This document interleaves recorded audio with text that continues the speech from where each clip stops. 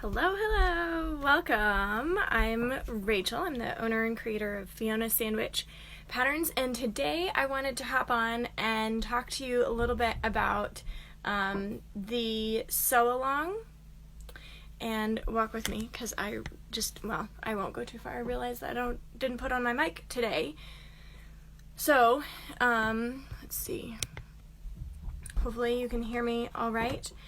So today I wanted to talk about the sew along and show you a really cool app that I like to use for selecting colors.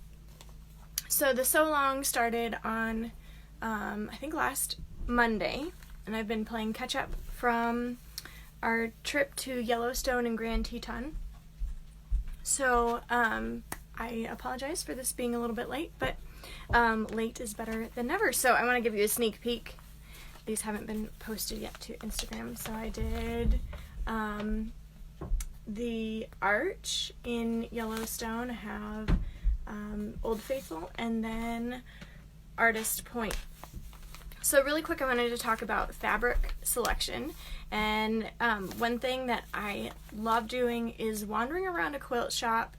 I have a few, they're not close to me, so it's really crazy. I live in a huge city and they're not really quilt shops nearby, so it's kind of a large commitment to go and to pick out fabrics. But I did a couple weeks ago, and probably actually more like a month ago, and I think of a project. I don't buy fabric just to buy fabric. I have a project in mind, and I was looking for fabrics for this quilt along.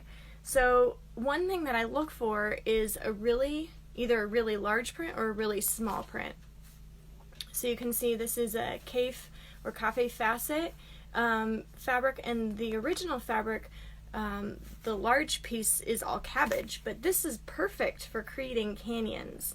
So I used it here, and then I used one similar in a Capital Reef block here.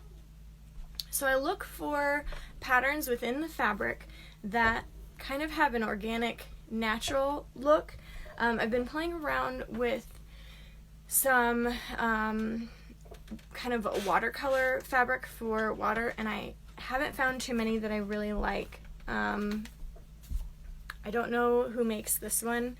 I really like this one. If you know who it is, let me know. Send me a message if you're watching the replay, or send a comment. And I also really like this. I know that this is an older Riley Blake, but I love this for water. It just gives a really organic look. And then I've been using, again, I don't know this one because I just buy a fat quarter, that's it. I really have ADD when it comes to fabric. I really have ADD, and I get bored really, really easily, so I buy a fat quarter and everything. It's very, very rare that I have larger than a fat quarter because most of my blocks are small, and especially for this one, I wanted them to all be, I'll lower my camera just a little bit, I wanted them all to be perfect for the road, so I really didn't want a whole bunch. So I selected about 5, and I didn't grab them, 5 different fabrics that would work really interchangeably. So this Cafe Facet one is fantastic. It will work for rocks, it will work for mountains. And then this one, I'm using it for Artist Point in Yellowstone, and this one is in the updated pattern. So if you have the older pattern, just go into your account and renew it, and that will pop up. So I used it here, and I think I have it in some other ones. Bryce Canyon, I'm working on a Bryce Canyon, so this will be there, and possibly this one as well. So when you're shopping, if you're not purchasing Charm Pack bundles, look for fabrics that can be used in a variety of different ways with a really small scale print. I have something on my sewing table that is a good example of what not to use because it's such a large print. I love this, but it's such a huge print that it's going to be very, very limiting for you to use something like this. So use something that is smaller, something that you don't necessarily have to have a directional fabric. So for example, like these, I wanted to use something different for the background, but I also wanted, for some of these blocks, I wanted to really confine myself to the charm packs because it is made for charm packs. I just always find something else in my stash that, oh, this would be perfect. But this actually worked out really well, and it didn't matter which direction it was. Hi, Jacqueline. Welcome. Thank you for joining. So I hope that really helps. Let me know if that was helpful to you to pick fabrics that are a smaller scale.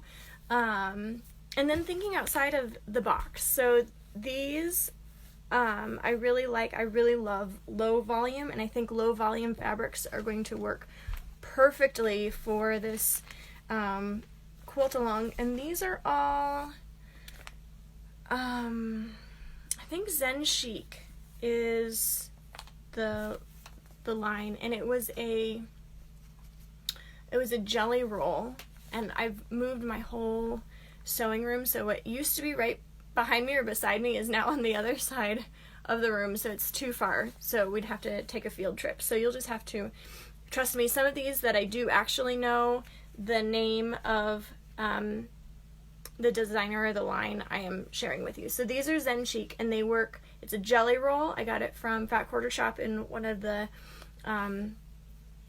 what is the box? The Sew Sampler. And they worked really perfectly. So this is the Zen Chic. It's a really small print. It's a low volume. This is also a Zen Chic. These here. So they work really well as kind of rocks, or in this one, in the Old Faithful, it is really, really great for creating the illusion of steam, which is actually really, really hard. So let me give you a sneak peek. I also used, this one hasn't come out yet. It is, but I just haven't released it yet. So this is another Old Faithful, and I used the same Zen Chic, but it just looks a little bit different because of what it's paired with. So I hope that's helpful as you're selecting fabric, pulling things from your stash. And I like to use kind of older fabrics, ones that aren't like current right now, because I want to use up my stash so I can get new things. So I like to pair kind of older, kind of a more dated calico with something that's newer and modern, and that juxtaposition really creates a really beautiful quilt. So the app that I want to show you, I'm going to show you on my iPad because I'm on my phone, is, oh hey, this looks a little bit different. The app is called Adobe, let me look it up, Adobe Capture. It's a free app, and what I really like about it, if I can figure out why this, boy, this looks really different. I just had my, maybe shapes, material types, color. Here we go. Okay. So here is the app. Oh, and you get to see my messy, what's on the other side.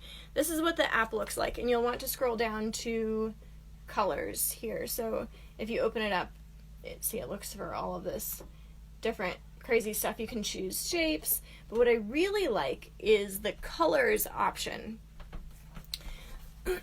And let's see if we'll get it to rotate around. So I used this while I was in Yellowstone, and I pointed it at the paint pots, and what you can do is you can just let it select the colors, and it's going to choose colors that are harmonious. So you can use this in nature. I have a picture. What did I do with the picture? I just set it down. You can hold up a photo and see, it'll choose colors that are going to be really harmonious for you. So then what you do because I don't have another hand, we'll have to do it like this. We'll let it select them, is we're going to take a picture. So what it has done is it didn't take a picture of the item, so you'd have to do a screen capture, which can be a little bit tricky to show on here, but I can see if I can do it another way. And I would not necessarily click save here. And the reason I wouldn't click save is it's going to save to an Adobe, the Adobe Cloud libraries. And if you don't have the libraries, or if you don't have an Adobe Cloud account, then it's going to save it to the cloud and you won't have access to it. So I would do a screen capture. Okay, so now it's saved, but we can see harmonies. So this is going to pull out other colors that are going to be harmonious, and you can change them if you don't like. Gosh, this is a little bit tricky to show you here. We'll do it like this. All right. So you can take these and you can change it. And do you see how it's changing the colors? So you're just taking one of them and you're saying, oh, I'd like to go a little bit, I saw some pink, I'd like to pull a pink in, and it's going to choose colors that are harmonious for you. So then you're not obligated to use bundles and just look for bundles that work, and then you have lots of orphan pieces. You can go into the quilt shop and you can say, I'm looking for these colors, and this works on any phone. I've done the same thing where I just save it on my phone, and then as I'm walking around the fabric swatches, it doesn't really matter. I've had a few people say, but the color is different on my phone, or the color is different in the quilt shop. It's totally fine, because when you get it all together, it's all going to work. Trust me, try it. It works like a charm. So I just take this and I pair the fabrics up, and then I know exactly what colors I'm looking for. I've been working on one for a while. It's again on the other side of the room. A quilt that I was limiting myself to just the traditional Hudson Bay Pendleton colors. So a fire engine red, a kind of a lemony banana yellow, navy green, or navy blue, Kelly green, and then white. I did end up adding black because I felt like it needed to have just another fabric to help tie everything together. But I just took a screenshot of the colors that I was looking for, and then whenever I was in a quilt shop and I got tired of the colors that, or the fabrics that I already had, I would just take that photo and I would match the colors up. So that's how you use harmonies. And then image, I guess it does save the image if you scroll over to image. And again, you can change the colors, so it did save that in there. You can change, shoot, you can't see this. You can kind of move these colors around until you find something really, really great. So let me take a picture of the picture that I had here, and then I will show you how that works on with the picture.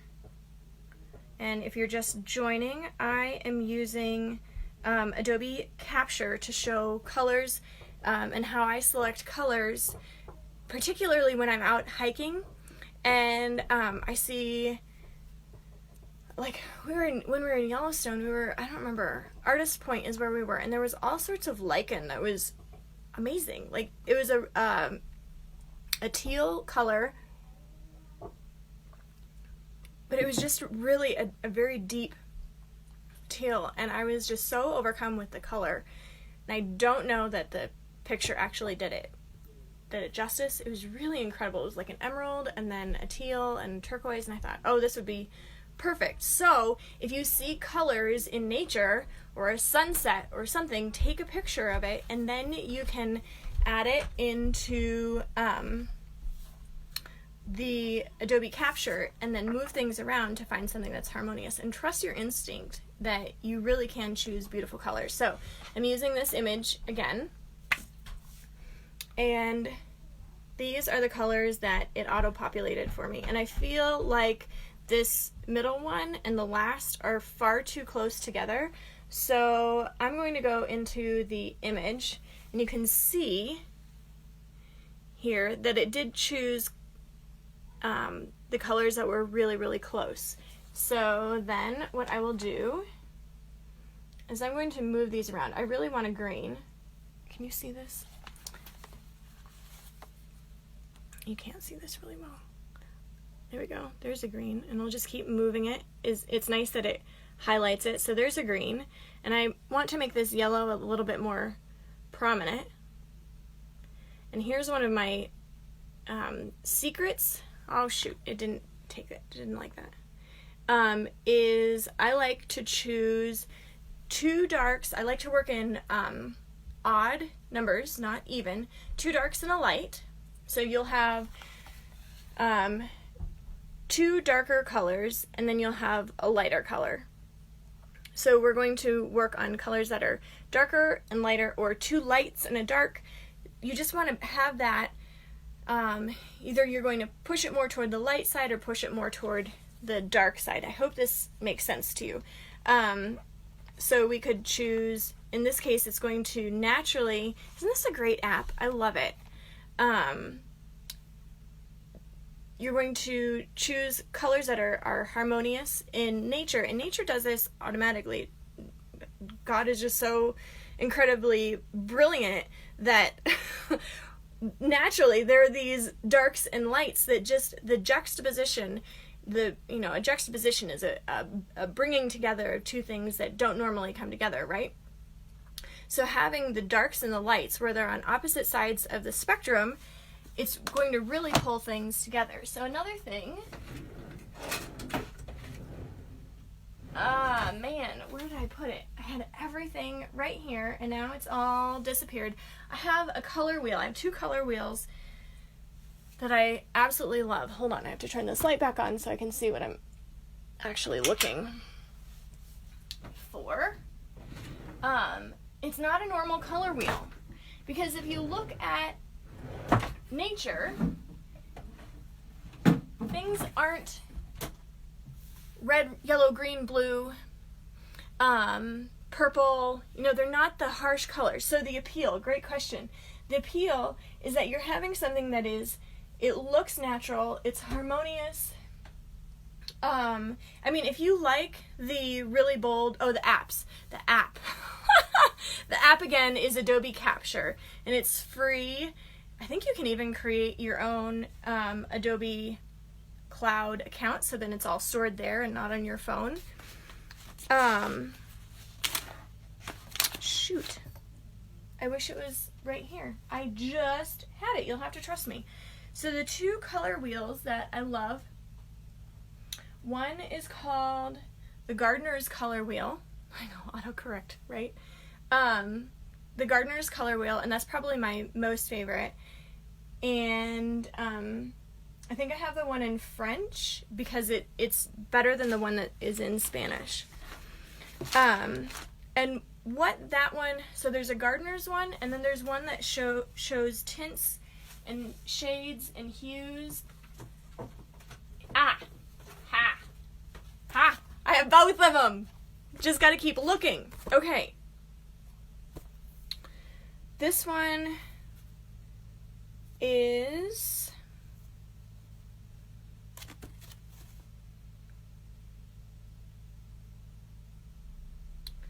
I bought both of these, I think, on Amazon, and I think this is just called the French color wheel.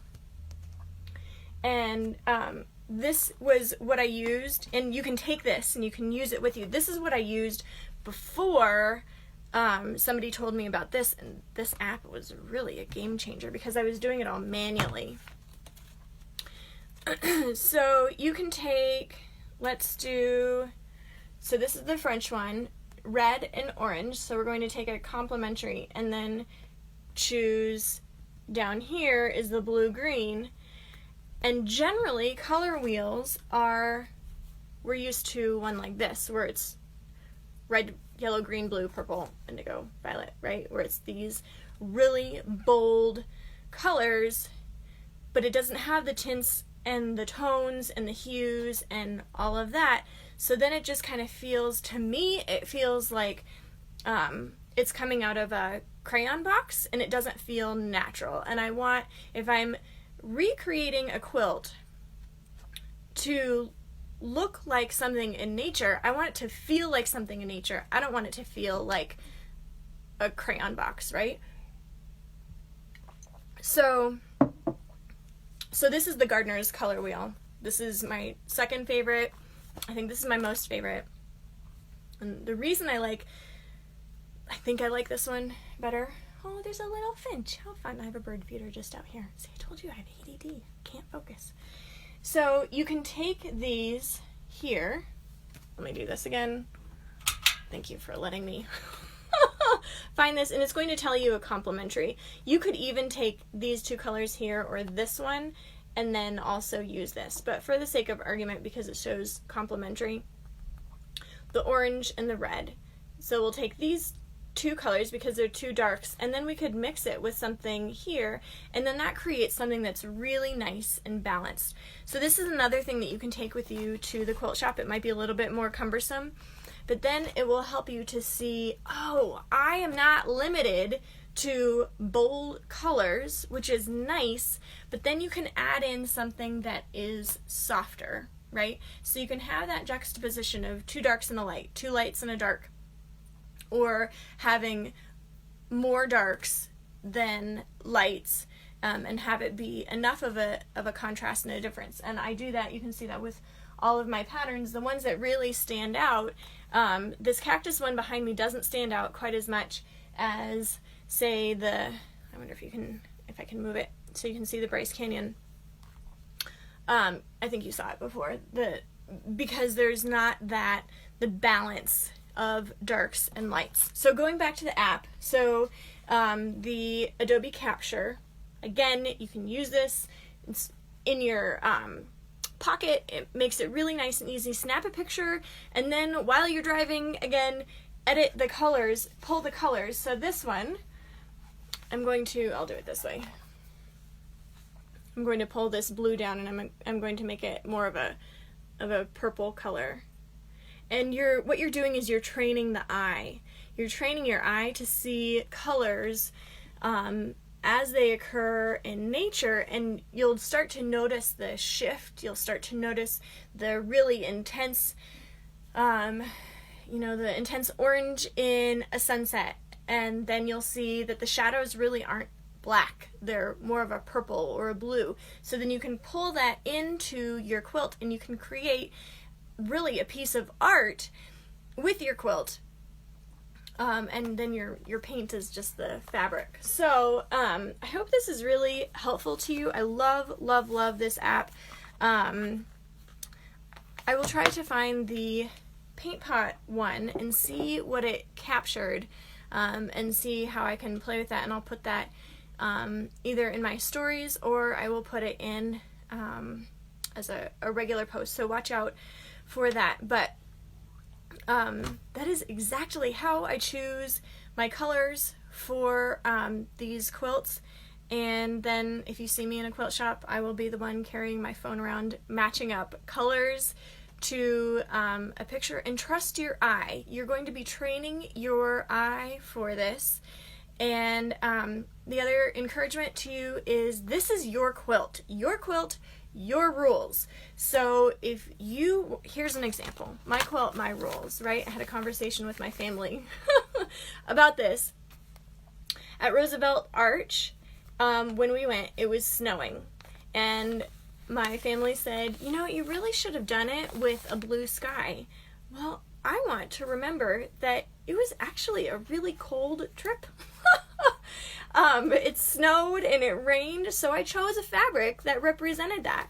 So this is going to be really a work of art that is going to represent your time there and your memories. I used a little fabric that had a bear, and it was really serendipitous that it came out this way. I really didn't plan it, but we saw a bear a few times, really on our last day as we were driving through to Grand Teton. We saw a bear on the side of the road, and you know, so it just makes it really, really fun. So just like when you collect your photos and you tell your friends and your family about the trip that you had, you now have a way to remember all of that in fabric form, and then you can snuggle up under it. Oh, and really quick, one last thing. I had a comment about sometimes patches not fitting, and sometimes they're a little bit stiff. The patches will soften over time, and you could probably just rub them to break down the iron-on backing. I didn't bring one. Shoot, I left them upstairs. I like to pick the ones that have embroidery around the edge, so then I can stitch them on. I do not iron them on because they get goopy and then they're going to lift and it's going to be a pain in the rear. And I think for this quilt I'm probably going to be using a quilt as you go method, and I'm going to try hand quilting, because I can cut my batting before I leave and then just quilt it all on, and then I don't have to worry about the patch as I'm free motion quilting later. I think that could maybe nick a needle. So I think I'm going to hand quilt. Wish me luck. Probably not, this one is going to be a pillow right now, and then I'm going to work on a larger quilt. But I wanted to get something up because I don't have a completed quilt on my website. So I'm going to do a pillow. What was the other question? Oh, patches don't fit on these, oh goodness, holy moly, on these little pieces. And I designed it intentionally that they don't fit on here. So I will be writing a blog post on all of this, really, Two Darks Than a Light, the app, but I wanted you to have a video because sometimes videos are just easier to see and understand. But the patches, these national park signs are designed to not fit the patches, and I did it on purpose because these blocks are so tiny. I didn't want it to look funny if you have a big huge patch that takes up the whole space. Some are going to be large and some are going to be small. So if you have an oval, sometimes ovals will fit here, but if it's larger, I would offset it so that it's obvious that it's not supposed to fit there. And there's room. If you would rather just embroider where you were at, that would be really fantastic. You know, how whatever your postcard, whatever you've designed it to look like, you can embroider Yellowstone National Park. I'm not really a fan of embroidering. That I have my limits on on what my hand work is. So pardon the elephants upstairs if you can hear my elephants. So offsetting a patch so that it's obviously larger, or obviously not supposed to fit, is what I'm trying to say. And then the other thing that I like to do is I like to pick the prettiest patch. That's a lot of P's. Pick the prettiest patch, because then it's all going to tie in really, really well. So don't limit yourself by the size of the patch. Just pick what you really like. And sometimes I ended up picking a few, and then I'll decide later which one I want to actually use on the quilt, so that I'm not limited, because you know, you got home and you realize I really should have gotten the one with the buffalo on it, or I should have gotten the one with, you know, whatever. So anyway, that is that. If you are watching the replay and you have any questions, send me a message. I will respond to all questions. Thank you for joining me. Grab your pattern if you haven't already. Use the hashtag EPPNPSAL for English Paper Piecing National Park So Long, and then EPP National Park. I cannot wait to see all of the amazing things that you create. This has just been so fun. All the people who have purchased and are joining me on the So Long, you guys are my new best friends. It just really tickles me that you love national parks as much as I do, and you're wanting to guess, kind of memorialize your time in the national parks and have something really fun to remember by. So I'll try to hop on again soon. I don't know what I should talk about next. Let me know what I should talk about next. What questions do you have? Ask questions and I will respond to them. And I am working on more patterns. I guess I could talk about that in a live, but I am working on more patterns. Some of them are a little bit more tricky. But yeah, so watch out for that, or not watch out, but look out for that. Anyway, I'm going to go grab some food because I'm obviously hungry. Thank you for joining me, and I will see you next time.